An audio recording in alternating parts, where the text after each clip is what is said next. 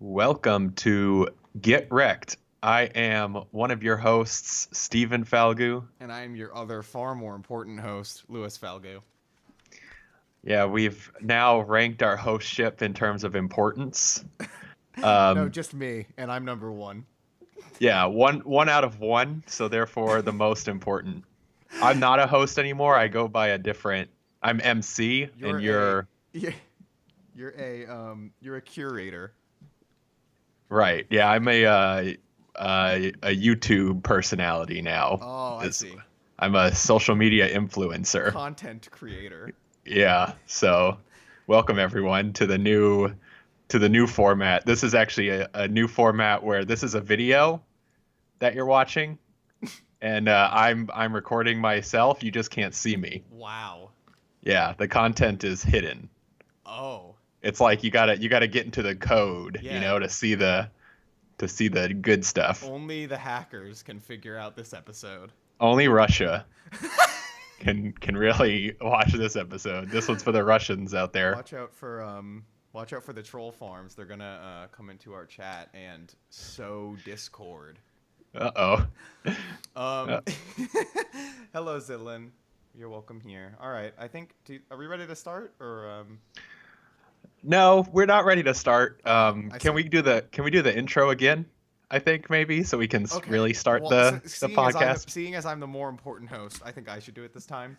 Yeah, Hello and welcome to Get Recc'd. I am one of your hosts, Louis Falgo. and I am not a host, so I'm just here on the podcast today. All right. Welcome, And it looks like welcome everyone. So last time we came into this podcast and we talked about how we didn't do our homework. that's Do you right. remember that? Mhm. Well, this time um, Did we? is different. This Oh, time is okay. different. Okay. Because this time is we're recording it on a different day than the last time. Right. So therefore, we had much more time to do our homework. Hey, I think we should go ahead and just start I with think what I think we should, but hold on one. Can you get me the link to the stream? Oh no, I found it. Never mind. We're good. Okay. Yeah. Let me make sure I don't let this play any noise. Okay. Z-Land. Sorry. I don't know, dude. All right. Okay. Okay. We're good to go. We'll move into what did you want to you wanted to transition. I'll let you transition because you're not a host. yeah.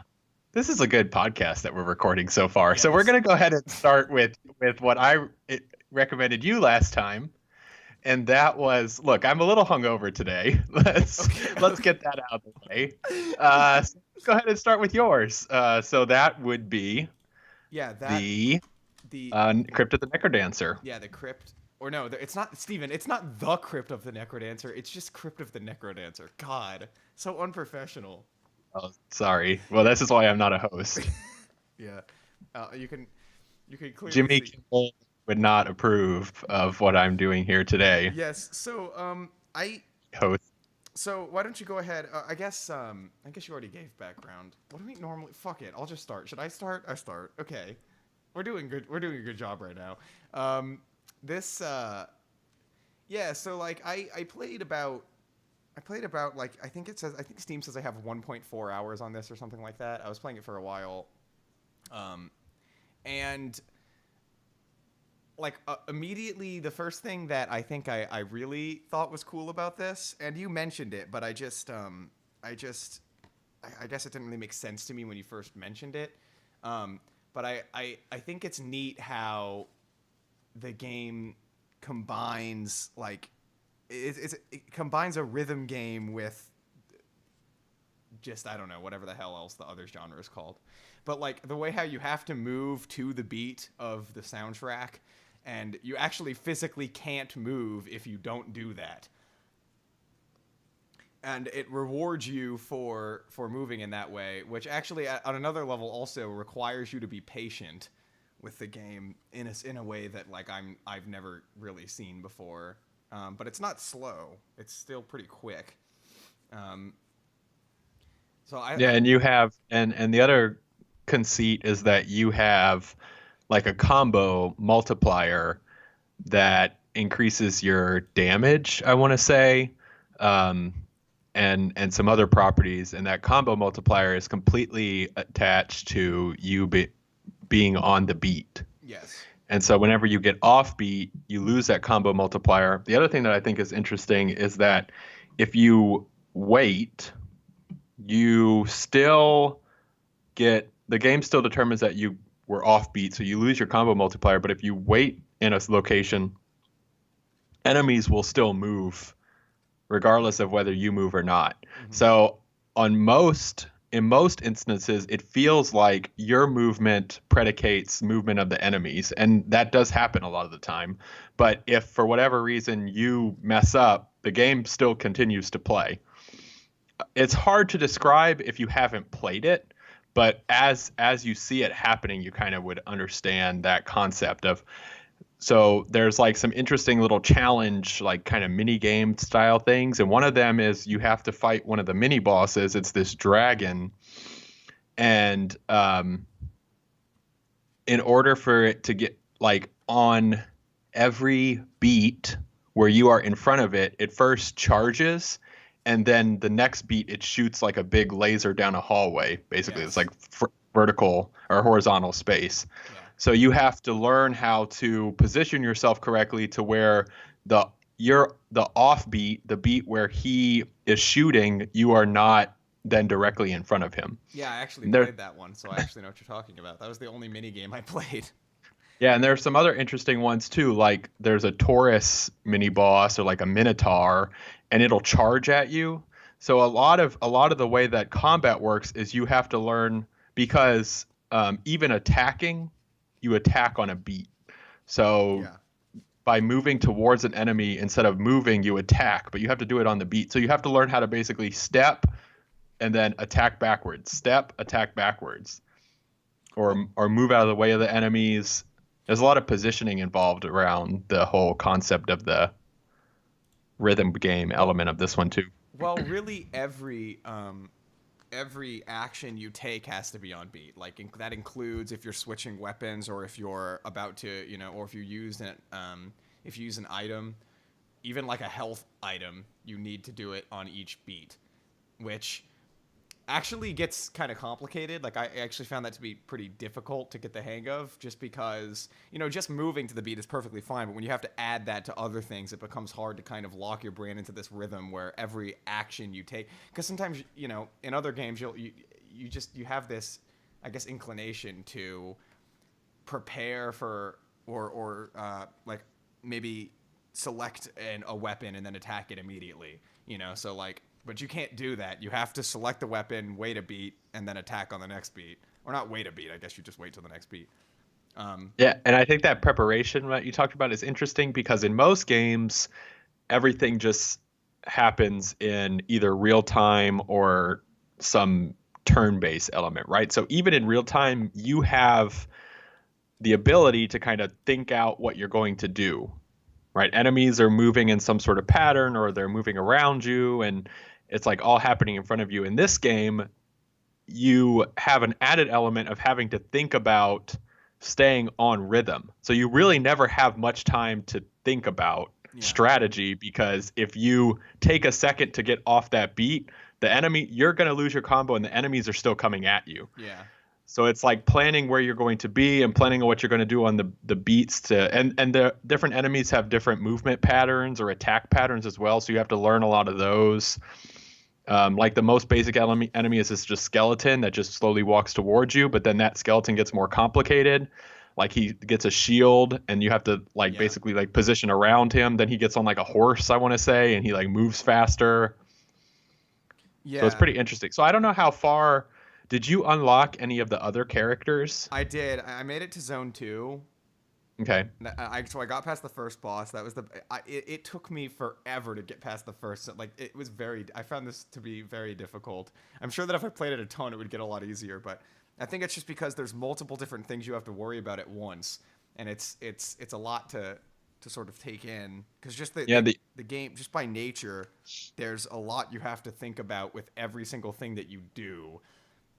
And so not only are you have to worry about staying on beat, but you have to think about which block or which next step are you going to actually move to, in line with what the enemies are doing. And that goddamn monkey kept kidding me. But to be fair, the monkey didn't actually hurt you unless you waited like 2 beats, so it wasn't that big of a deal. But it's stuff like that where it's just like I kept getting my combo broken, and you have to keep thinking about that because it is important to.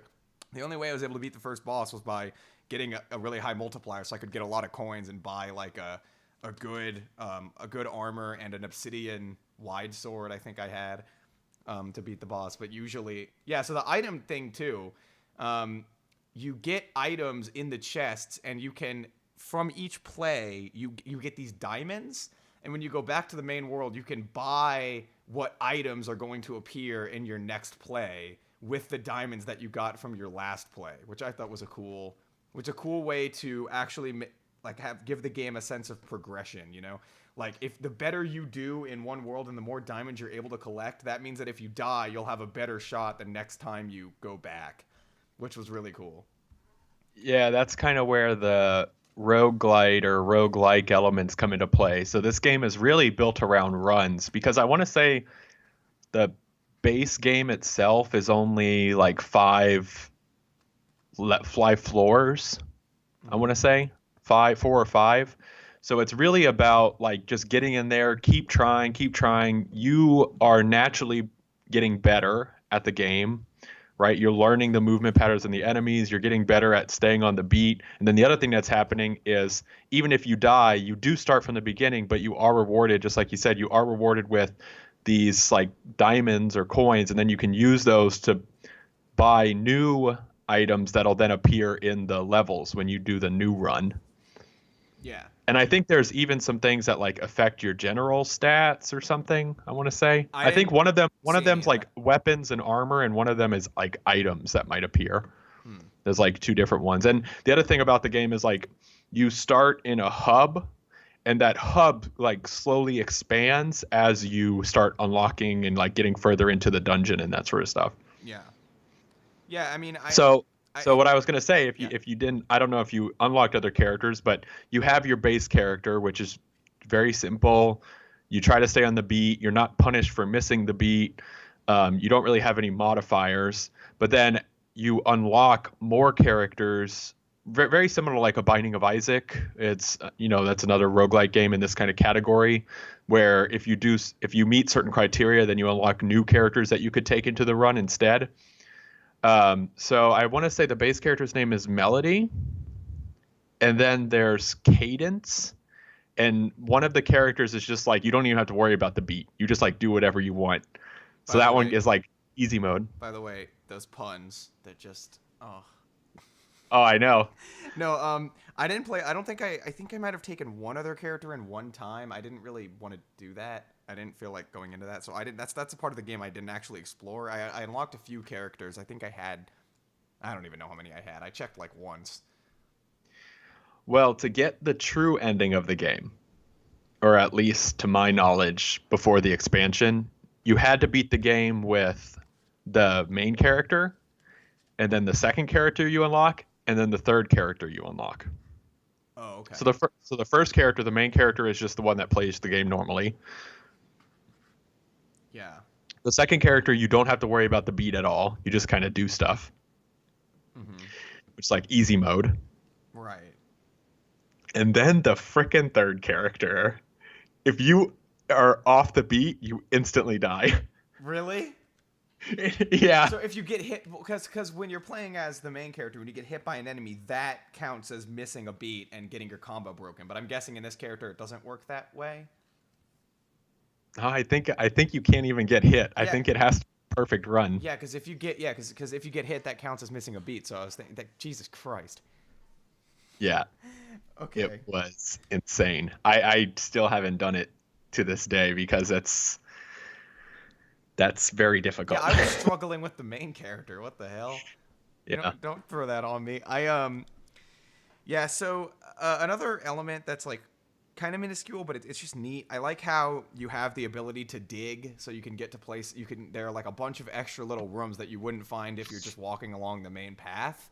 That'll have extra enemies for more coins. Some of the rooms are just death traps. But I thought that was kind of neat too. I liked and you could even dig for diamonds and stuff like that. You could upgrade your shovel to dig more of the blocks. it was a minor element, but it was neat because it expanded the world a little bit. You know, it didn't feel so linear that way. A lot of times I would cut across rooms just digging through, because I didn't feel like going around. And you could speed up, because another thing is, if you want to get as many coins as possible, the level, not the zone, but the level ends when the song ends.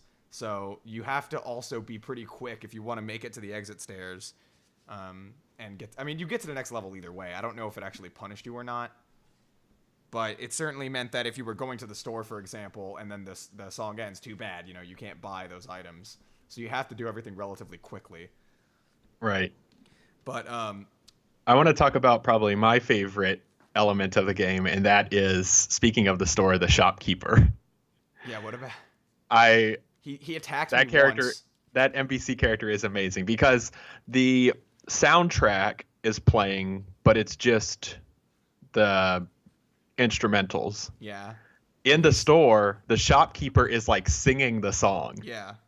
That you approach, and he does not mess with you, but if you mess with him, he goes nuts. Yeah, he attacked me once. I didn't know what I did. Yeah, and what's fun is, if you kill him, I want to say he drops like a rare item or something, but there are some really interesting ways to do it. Like, you can actually try to fight him, which is incredibly hard. You have to like put a bomb down just to even initiate the fight, because you can't just like attack him. Or what you can do is, like, you can lead bosses into his room and have them kill him for you. Oh wow. That's pretty cool stuff. That's neat. I didn't even try any of that. I mean, he attacked me once and killed me. That's all that happened. Yeah, there's a lot of stuff like that because enemies damage each other. So as you get later into the dungeons, some of the bosses, the mini bosses that were in the first couple of levels, then just become common enemies. But you can use their attacks, which are pretty much one-hit kill on any other enemy, to your advantage. So for instance, like, you can line up a whole bunch of enemies in a line and then have the Minotaur basically charge through all of them and kill them all. Wow. So there's some cool stuff like that, especially when you're on that easy mode version. You don't have to think about the beat. You can just kind of like set up some silly stuff. I feel like the game is very intricately designed. Like, that's what I noticed when I first started playing it. I feel like, especially with the way that every enemy has its own pattern, also specific to the beat. Like, the entire game is designed around this one gameplay element, and it's actually really neat. I don't know if it's never been done before, but I've certainly never played a game like it before, so that was pretty cool. It was just a nice, needed touch to a genre that, you know, I can imagine can get pretty stale. But at the same time... Yeah, it is definitely a very unique gimmick. And the other thing about it, because it is a rhythm game, like, pretty much first and foremost, they have a whole bunch of different soundtracks.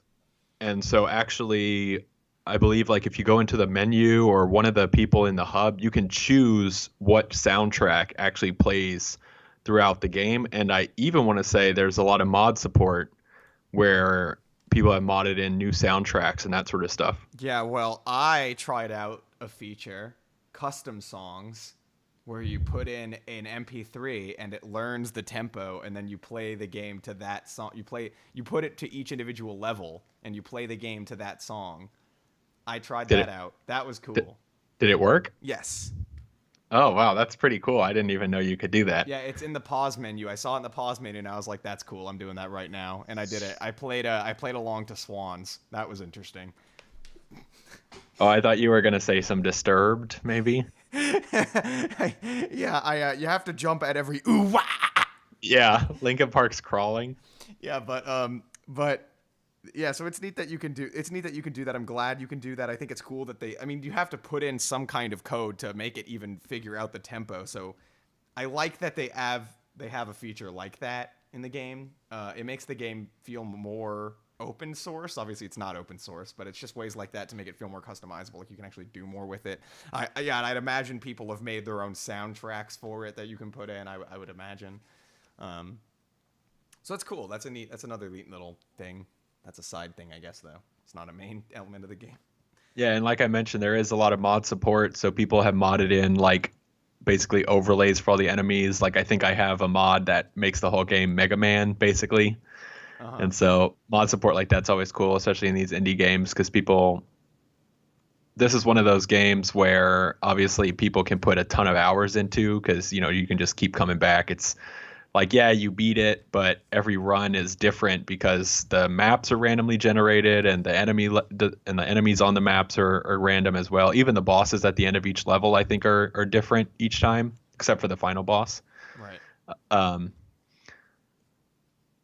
so, and then I'm looking at any news related to the game because I haven't. So the other thing I'll mention is that this game has an expansion that came out. I haven't played it yet, but I think it came out like last year, and it's kind of like a prequel story or some prequel missions. But I was looking at this news, and apparently the creator of the game got engaged through using the game. What? Yeah, that's what it says. Is it multiplayer? How did he do that? I want to see. I don't understand what that's. Yeah, what would you have done? I don't know how you could do that. Yeah. Okay, well, I'll while that's loading, I'll let you know. Maybe at the end we can do a quick. Okay. What happened? Yeah, what happened to here's I don't know if I have any main gripes exactly. I guess it's just like a lot of game. I can't into Vidya. That's been a problem for me. So this game really wasn't much of an exception to that. It's extremely rare that I really enjoy a game, and that's just been a problem for me, which sucks because I don't want to have this whole type of media that just doesn't appeal to me. And it's not that it doesn't appeal to me on a whole, but it just tends to not. And this game didn't really either. I don't know if I would have sunk the time I sunk into it if I didn't have to. And that's the thing is I can't say that that's a complaint about the game because from every standard I could measure this game from, it's very well constructed. And there's a lot I really did actually like and have fun with. And I think that I imagine making a game like this must have been difficult too, just to have to design the entire game around this one gameplay element.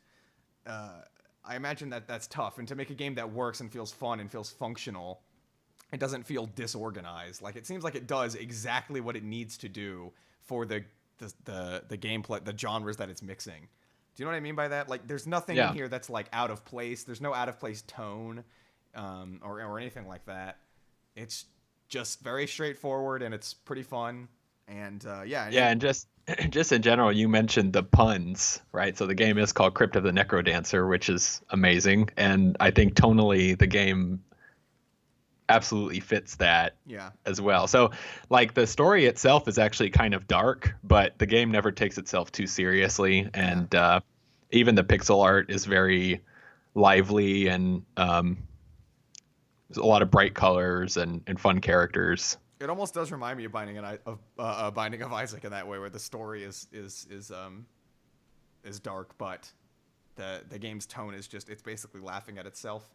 Granted, this game doesn't go overboard with it. I wouldn't say it's like overly comical, but you're right. It doesn't take itself too seriously, which is important because I mean, like the whole rhythm game roguelike mix is kind of it's a silly idea. You know, if you took it seriously, it would just be dumb. Yeah. But yeah, so yeah, I mean, I don't know. I don't know how much else I can really say about it. Is there anything else that you want to bring up? Maybe something. Well, I would just say the one thing about this game is that this is not a game that you can like have on the background and chill out to.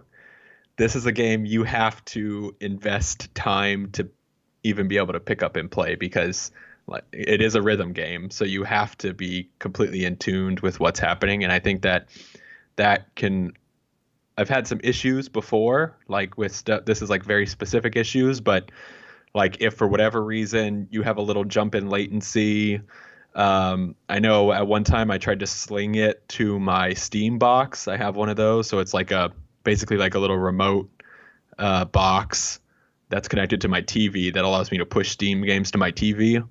Well, because the latency between my PC and that Steam box was just a little off, the game was almost impossible to play Yeah. because if your inputs, if you're not, if your inputs aren't matching the beat, then this game is frustrating to say the least. Although, to be fair, that is the same for every rhythm game that requires you to be on beat.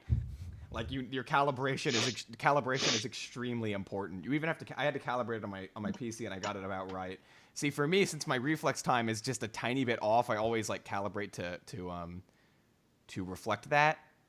So I was able to make it so that the game was working perfectly. And again, it's not like perfectly on beat. You have a bit of leeway, but yeah, I don't think it's a specific issue to this game, but just something to note. Right. If you're looking to get into it, it is first and foremost a rhythm game, even though it has like a different spin to it. I mean, it's built around the concept of like dungeon crawling, so there are weapons and enemies and shops and bosses, that sort of stuff. But at its core, it's still very much a rhythm game. So you definitely have to be paying attention. Yeah.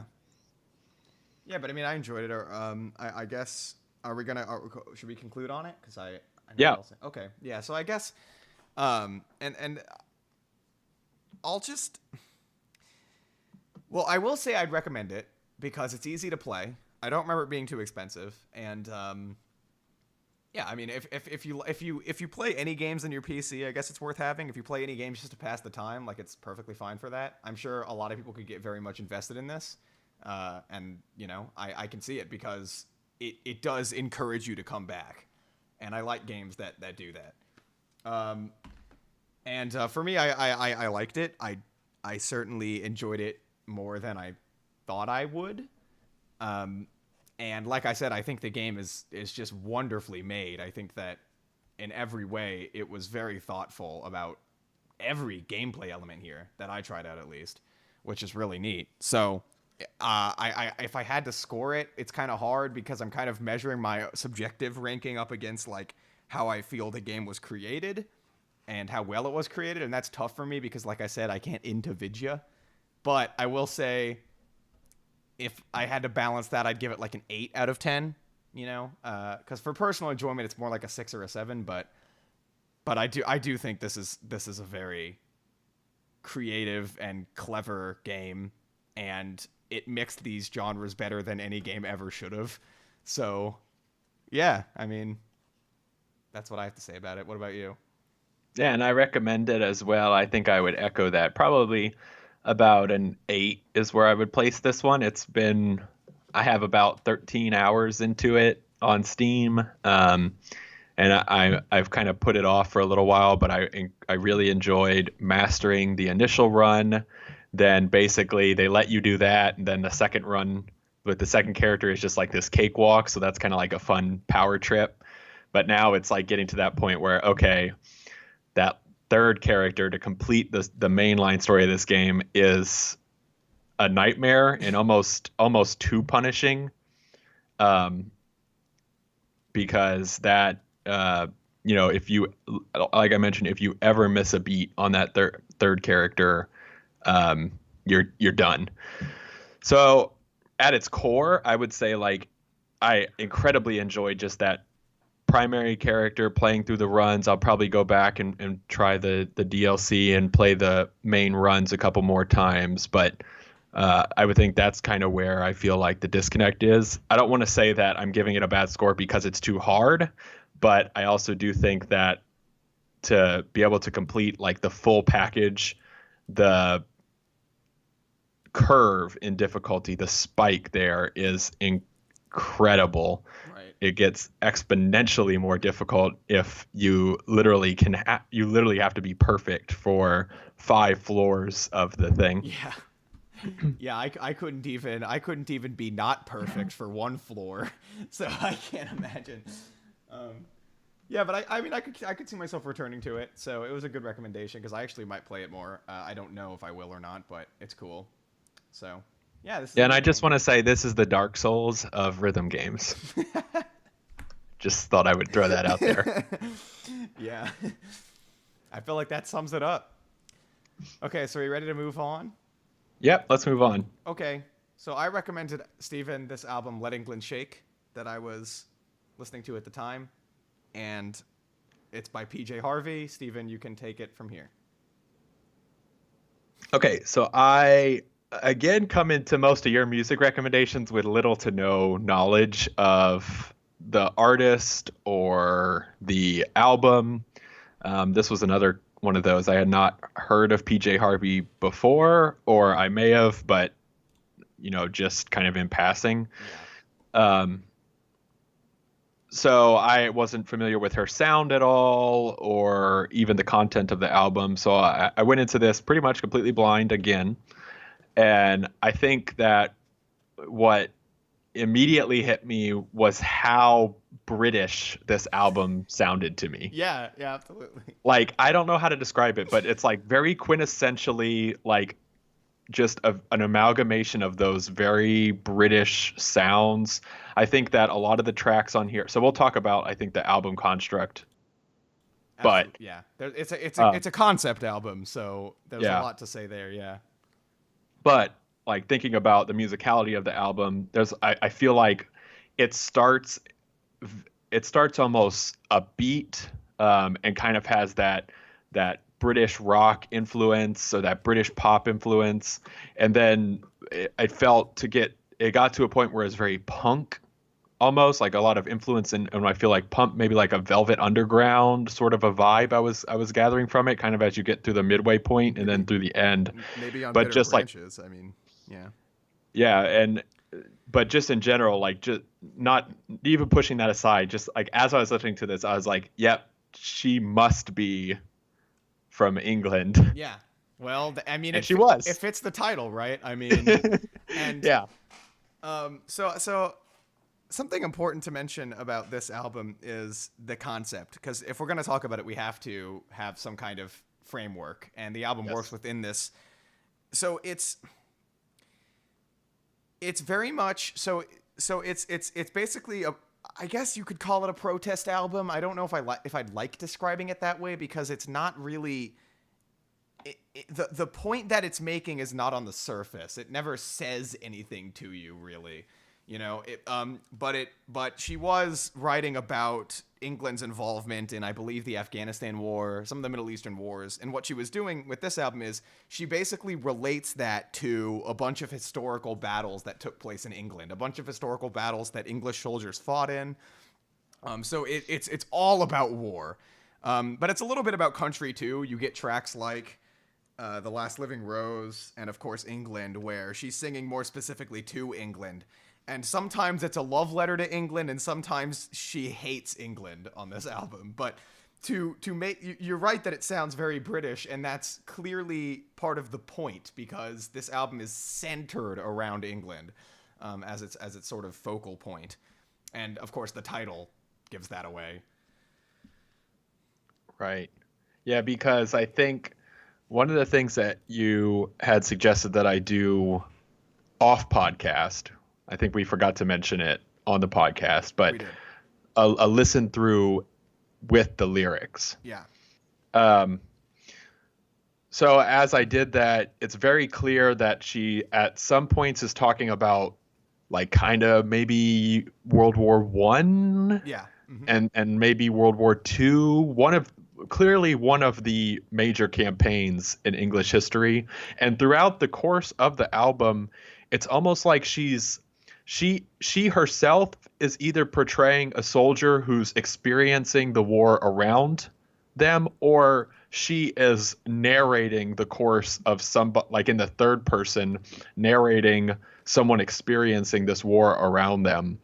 Mm-hmm. And it starts at a low point and only gets worse as you go through the album. Yeah. Talking a lot about bloodshed and murder. I mean, the words that maketh murder, they specifically say it, but talking about bloodshed and murder and friends that are on these now hills that they think back to 20 years ago, and they're just bones there now or whatever.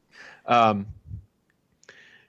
so it's interesting that you mentioned it a protest album, because I didn't interpret it that way originally, but it's very much like the protest is not in what she is saying, but the experience that she's taking you on as you're listening to these lyrics and going through this story from the soldier's perspective throughout the album is in itself protesting war and the Yeah. campaign, right? Well, Because it's like you have become the soldier and you're understanding the atrocities of war, so why would we even do this? yeah. Well, that's exactly the point. That's why I say she never says anything in protest exactly, but she presents war in a remarkably human way. There's nothing grandiose about this album. The sound of the album is extremely understated, which only furthers that. But yeah, there's nothing grandiose about the imagery of war here. You know, there's no like amazing cannons firing in the distance and all. No, it really isn't that. And anytime she mentions imagery like that, it's contrasted by simple, pretty music that takes away from it. But you know, when you get to the nitty gritty details, like on The Words That Maketh Murder, where she says, "I've seen soldiers fall like lumps of meat, arms and legs were in the trees." You everything is portrayed, even if she is a lot of the time sort of this narrator. On most of the tracks, she basically plays that role.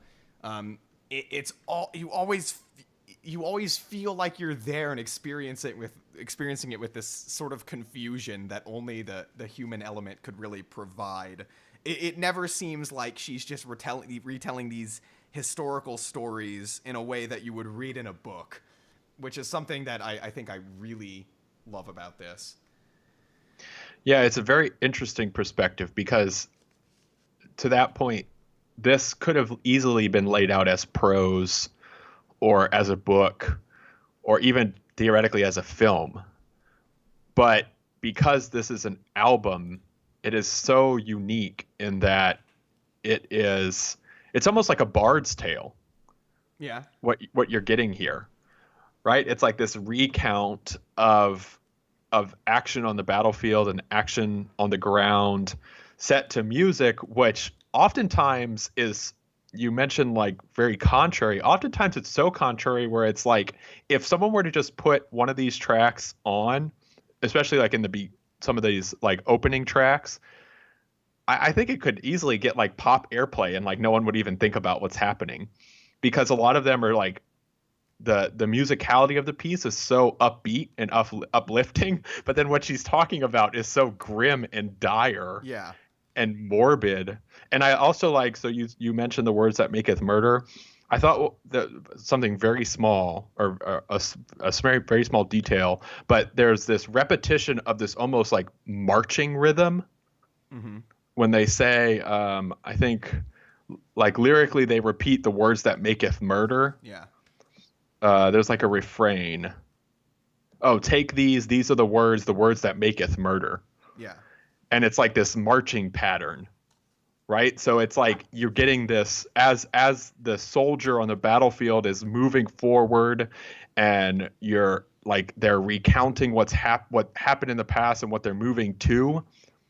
The song itself is marching you along.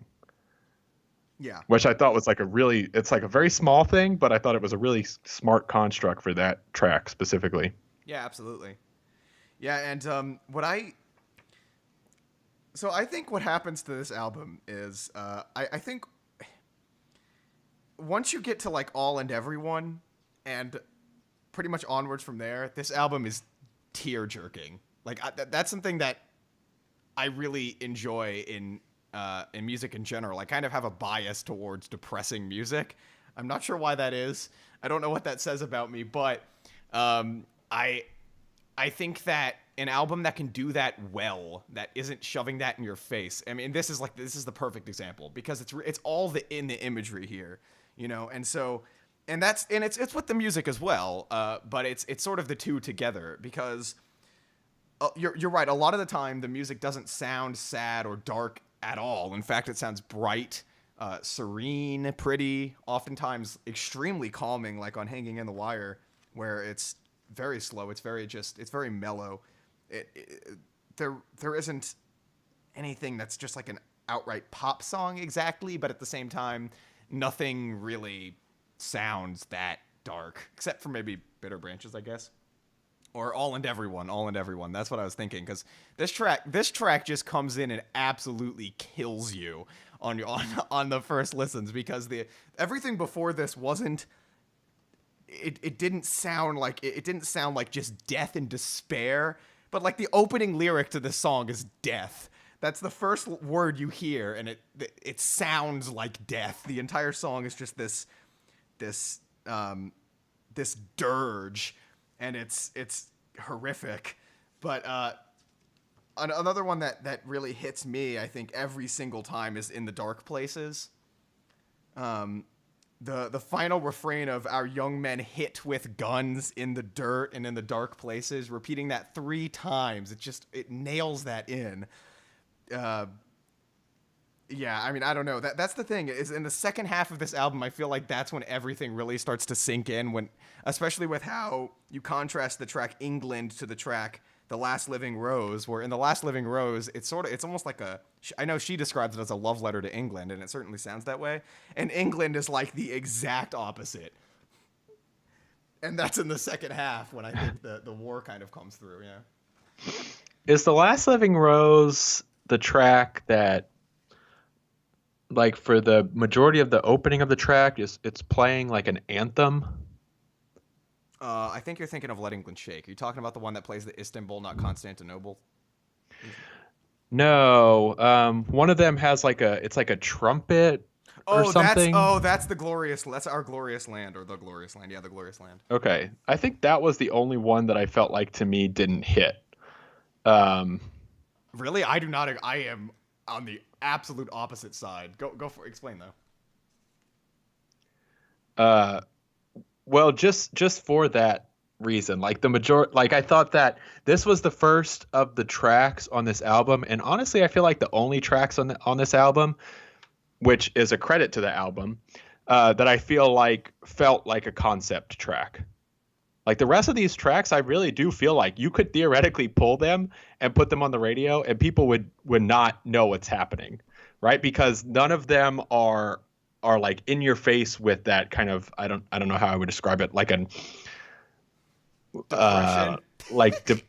depression and like kind of that artistic flair, right? So this one opens, and the majority of the song, or at least like a third of the song, is just what I mentioned. It's like this trumpet playing this anthem a couple times repeated, and I understand what she's doing, and I understand like how it works on the like as the album concept, but it was the only one that I felt like I felt like they could have done without that one. Yeah, see, I don't agree, because to me, The Glorious Land is like, after Let England Shake and Last Living Rose, The Glorious Land is the track that needs to bring you into war, right? That's the one that needs to bring that concept into you. And again, it's not just the trumpet sample that I think is really cool, and also very strange in a way that immediately off-puts you and tells you something wrong is about to happen. But not only that, but these lyrical refrains saying, like, you know, it sounds like it's an old country song, or not country as in the genre, you know, I mean like a song about the country, an old folk song, saying like, how is our glorious country plowed? Not by iron plows, by tanks and feet. And that's the refrain at the beginning of the track. And then, of course, the final part of this song, again, is one of the darkest moments on the record. What is the glorious fruit of our land? The fruit is deformed children. So I don't agree. I think The Glorious Land does a phenomenal job of bringing the war in. I mean, sure, Let England Shake kind of hints at it, but that's the one where you get into I think the real meat of the album. I love it, but I understand that too. It is probably the most highly conceptual, especially sonically.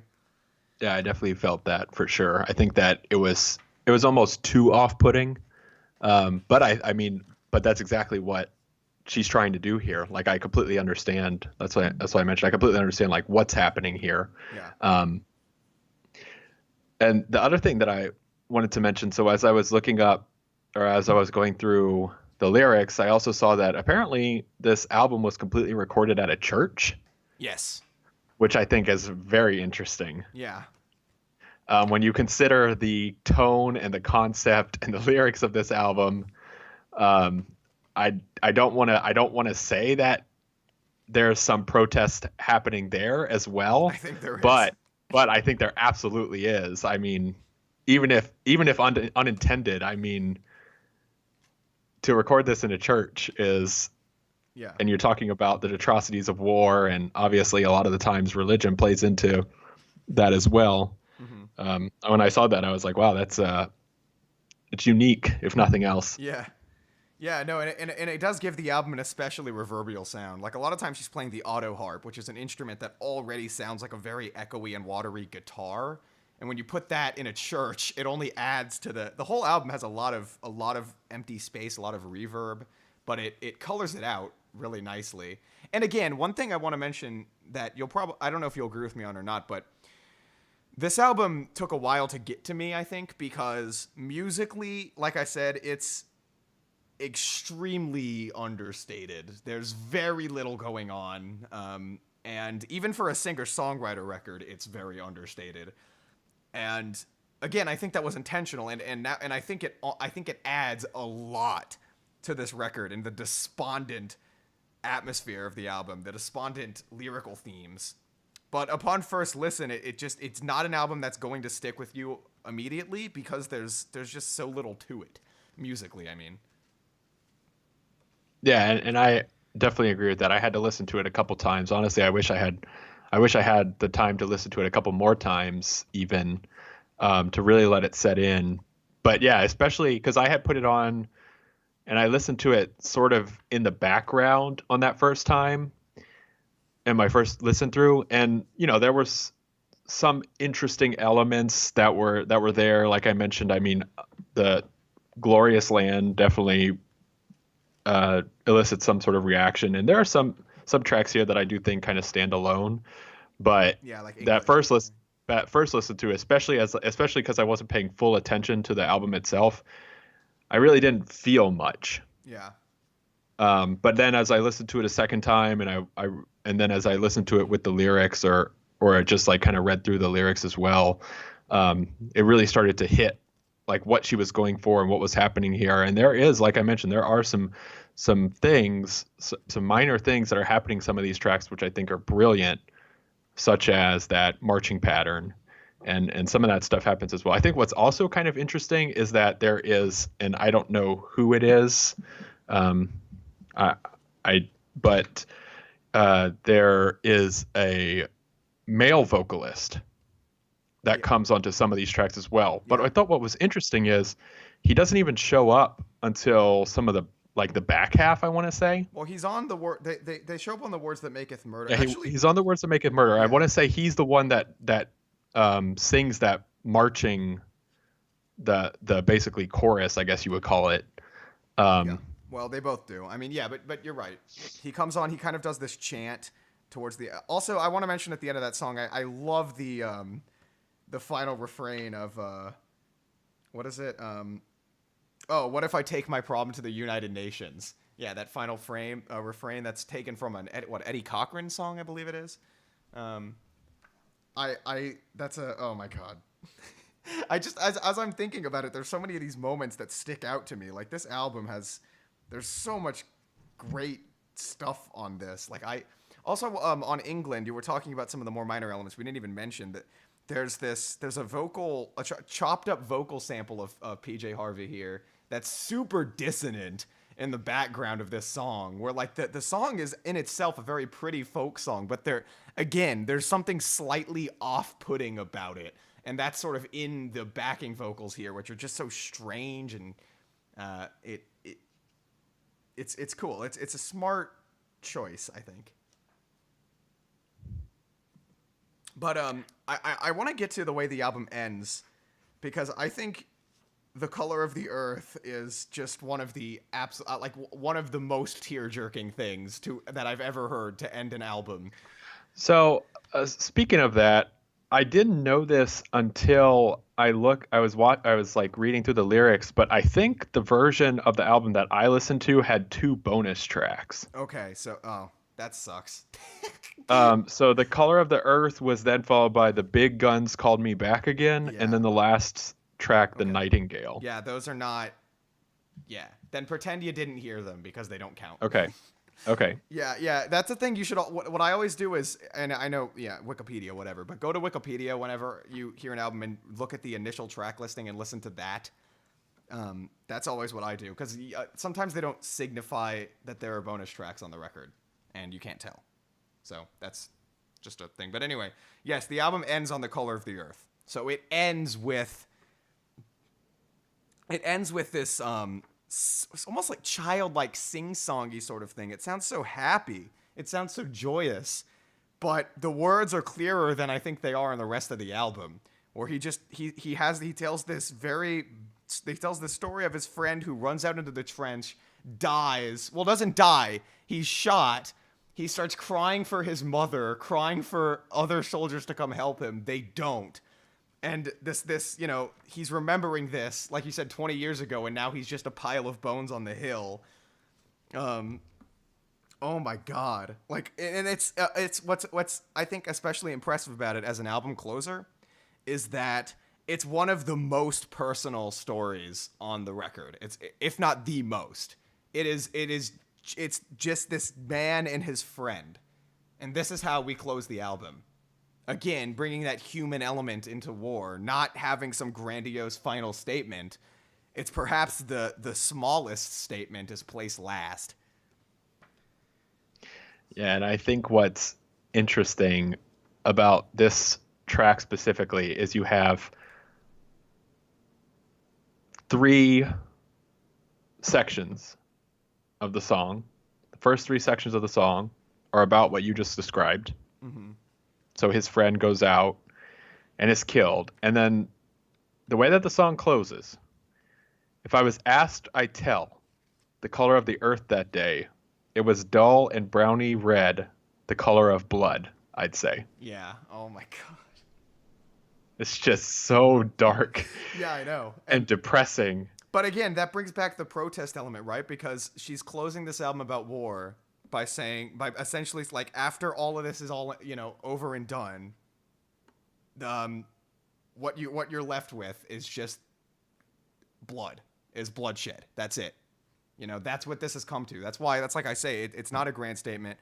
There's no meaning given to this war, which I think is, again, that's another element that makes this more of a protest album. It's not made into something that's meaningful. Like it's portrayed as something that was utterly pointless, and look at everyone who died. And that's the final line. Yeah, and I think that what's interesting about this as well is, so clearly this takes influences from past campaigns that the British fought in, but the album itself never explicitly states necessarily what war they are in. Yeah. Right? And because you as a listener don't have that context, you really can't put, so just like you mentioned, you really can't put any meaning to this conflict. Yeah. Right? There's no good guy and bad guy here. This is just the human recount of a battle or battles that happened, regardless of why. Yeah. And I think that's a very smart way to go about that protest angle on this. Yeah, I mean, I guess the last thing that I have to say about it, just as a whole, is that is exactly that. Because you're not. I think the reason this album is so sad to me, and like, and the reason why a track like In the Dark Places and All and Everyone and The Color of the Earth especially hit so hard is specifically because, as opposed to if you were reading about this in history class, you read about everybody dying, what came of these wars, and sometimes that's good. Sometimes good comes of these wars, but when you're not given that conclusion and all you're hearing about is how all these people are dying, again, our young men hit with guns in the dirt, lines like that, there's you don't feel like there's any reason for this to be occurring. It's just death. Like that's all this album. Like that's all this album is. It's just death. The opening track, the title track here. There's the line like, what is it? It's, let's head out to the fountain of death and splash about. That's one of the ways you're led into this record, and that is like calling this album a fountain of death. I feel like is fairly accurate. It's extremely despondent, extremely dark, and extremely sad. And I think the way it's paced as well allows certain songs to hit as hard as they do. But yeah, I don't know. I don't know. Do you have any closing statement and then to give your recommendation and score or what? Yeah, the only other thing I would mention is I also like the album art on this album. Yeah. It's what I have to assume are a flock of crows that just en masse become this like black mass in the middle, which I also have to assume is the bloodshed. Yeah. That's my interpretation of it, at least. I thought that it was an interesting, because the other thing is it's like there's no form to the album art really, which very much is reminiscent of just kind of like, blood splattered. Yeah, yeah. On the front of a thing. Definitely a striking image. I don't know if that's what it's supposed to be, but that's kind of how I looked at it. Yeah, I can see that. So I would recommend this, but I think, as we both mentioned, I really think that you have to at least give it one very tuned in listen to, or at least listen to it a couple times to really understand what's happening here. Yeah. And I do think that you need to, I don't know if you need to listen along with the lyrics, but I do think that you should read the lyrics, because the one thing that I would mention is that I don't think it's the way that the tracks progress. I don't know if you'll really understand like all the lyrical, like what's happening lyrically, if you just are listening to it without like actually reading what's going on. Yeah. So I would definitely do that. So as far as a rating, so I would probably give this, I don't know if I have like a score really, but I do really feel like this is one of my now favorite folk albums, and I've only listened to it a couple times. So with that being said, I'd probably go somewhere. I might go somewhere as high as like an 8 or a 9, okay. And probably as high as a 9, because I really do think that this album, I think for me, the underpinnings of a good folk or protest album is just that. She clearly has something to say. She never overtly says it, but the whole album itself is getting there. Yeah. And she does it in such a smart way. Especially the more I think about it, the more that we just talked about it. So I'd probably lean pretty high on this one. Yeah, so you may be surprised, but I'm going to slap this thing with a 10. From the moment, well, not from the moment I heard this, but as I listened to it more, I liked this thing more and more and more, to the point where I have pretty much no problems with this, but not only do I have no problems with it, but God, this thing hits me so hard. And that's another important thing. It does exactly what it's trying to do. It says exactly what it's trying to say without shoving anything in your face.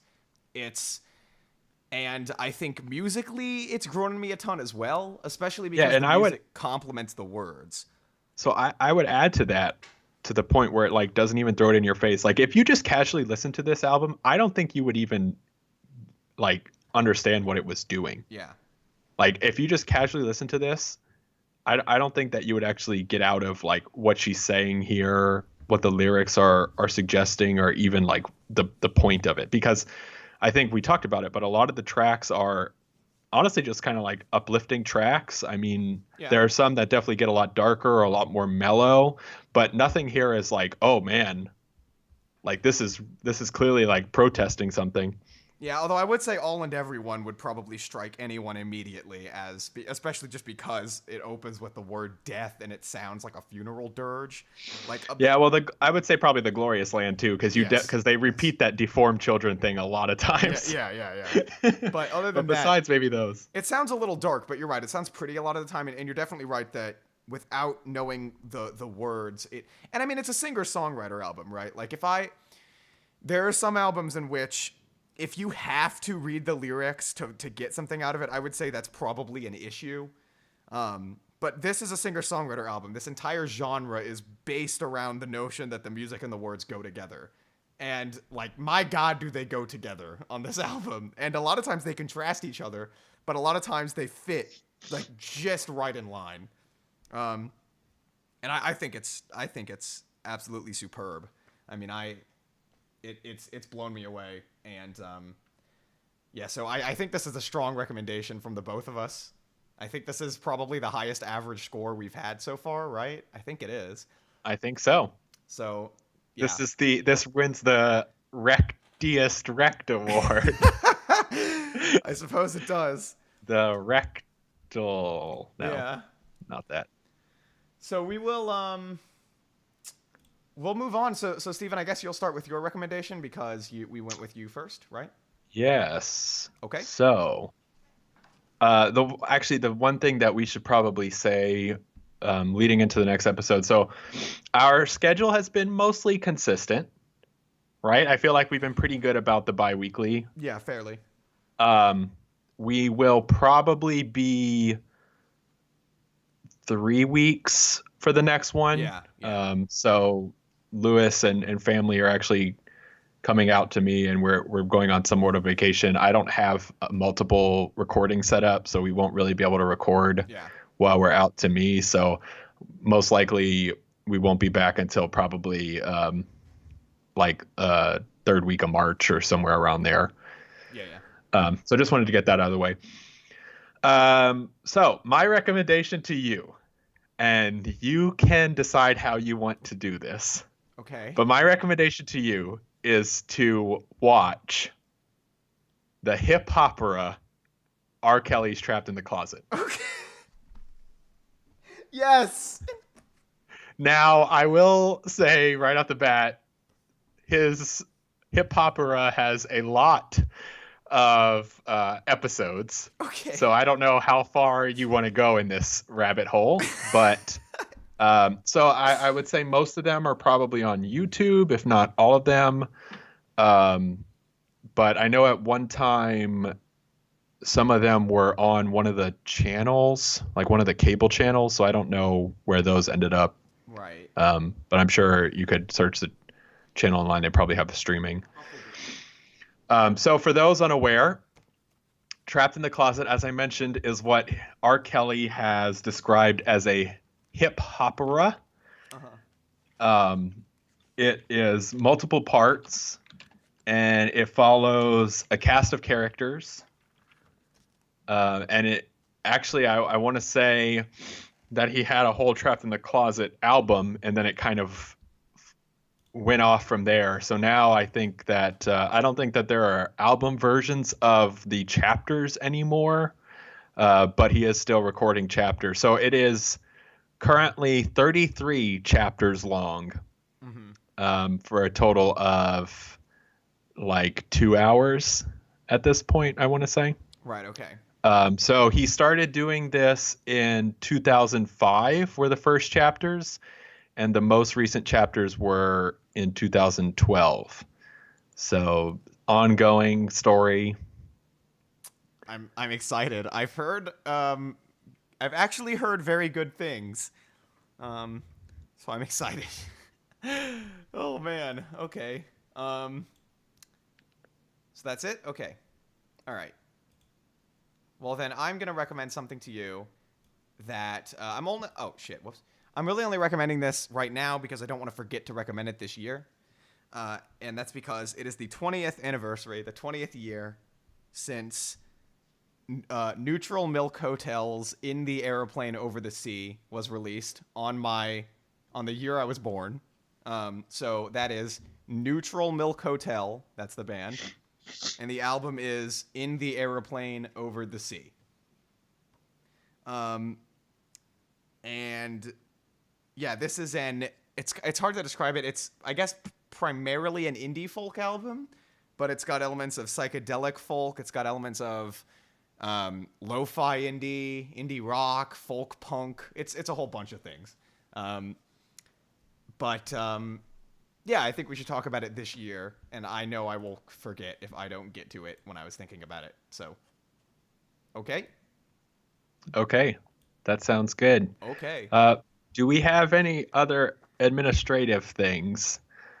Um, I'm trying to think through. So as we mentioned, this next episode will probably be off our normal cadence by a little bit. We are trying to stay to Every 2 weeks. fortnightly Yeah. as best as possible, but this one will probably be a little further out. The other thing that I wanted to mention is that we are always trying to kind of mix up the format a little bit. So I think the general format is great, but the theme recs are fun as well. So if people have some suggestions, then we love to hear them. I think that we'll try to come up with some other stuff as well as we move through the show. So hopefully you'll see more themed episodes, because I think that those are a fun little twist to this as well. I also wanted to say that I think that eventually, we'd I think that we would take recs from listeners of the podcast as well. I think that the format of us giving each other recommendations is great, but I think that it'd also be interesting to kind of hear what other people have to say as well.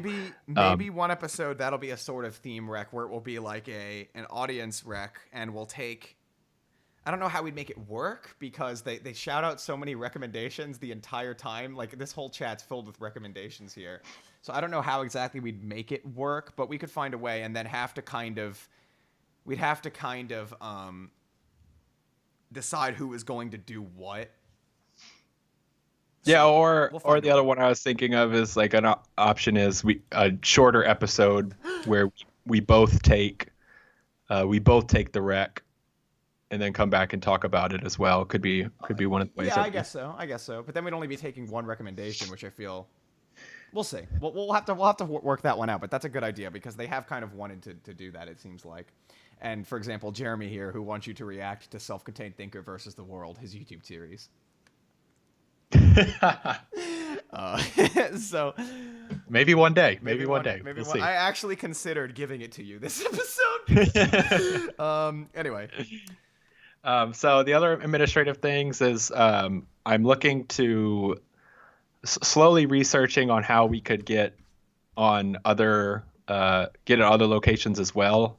I think that the live format has worked really great and we've enjoyed doing it.